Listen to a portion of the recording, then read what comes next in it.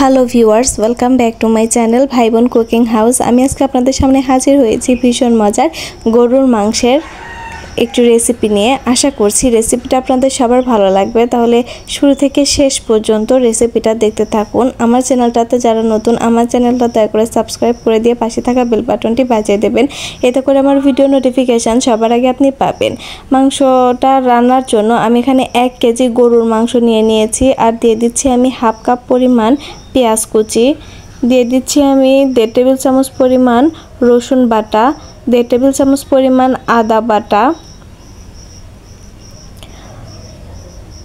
পরিমাণ মতো মরিচের গুঁড়ো, ঝালটা যে যার পছন্দ অনুযায়ী দিয়ে নিতে পারেন, 1 টেবিল চামচ পরিমাণ হলুদের গুঁড়ো, 1 টেবিল চামচ পরিমাণ জিরে গুঁড়ো, 1 টেবিল চামচ পরিমাণ ধনে গুঁড়ো, আর 1 টেবিল চামচ পরিমাণ গরুর মাংসের প্যাকেটের মশলা দিয়ে দিচ্ছি আমি পরিমাণ মতো লবণ।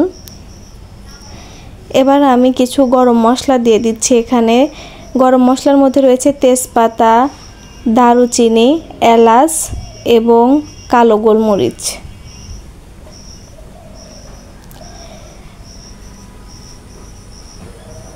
এবার আমি এখানে দিয়ে দিচ্ছি হাফ কাপ পরিমাণ পেঁয়াজ বেরেস্তা।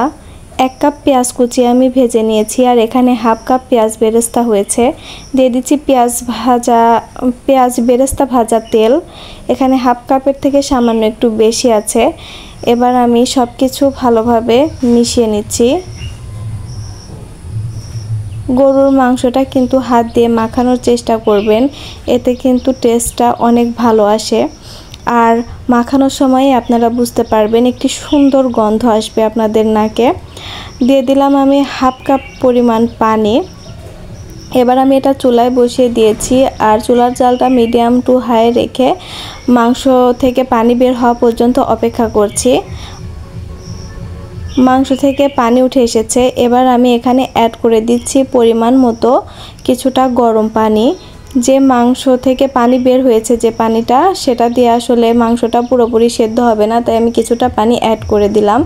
এবার ঢাকনা দিয়ে চুলার জালটা মিডিয়াম টু লোয়ে রেখে এই মাংসটা আমি রান্না করব। একটু বেশি সময় আমি মাংসটা রান্না করে নিয়েছি, এতে করে টেস্টটা অনেক ভালো আসবে। তবে কিছুক্ষণ পর আমি ঢাকনাটা তুলে নেড়েচেড়ে দিয়েছি। একদমই সহজভাবে এই মাংসটা রান্না করা যায়। আর পরবর্তী ভিডিওতে এই মাংস দিয়েই আমি বিরিয়ানি রান্না করে দেখাবো। আজ তাহলে এ পর্যন্ত। আপনারা সবাই সুস্থ থাকবেন, ভালো থাকবেন, আর আমার জন্য অনেক অনেক দোয়া করবেন। আল্লাহ হাফেজ।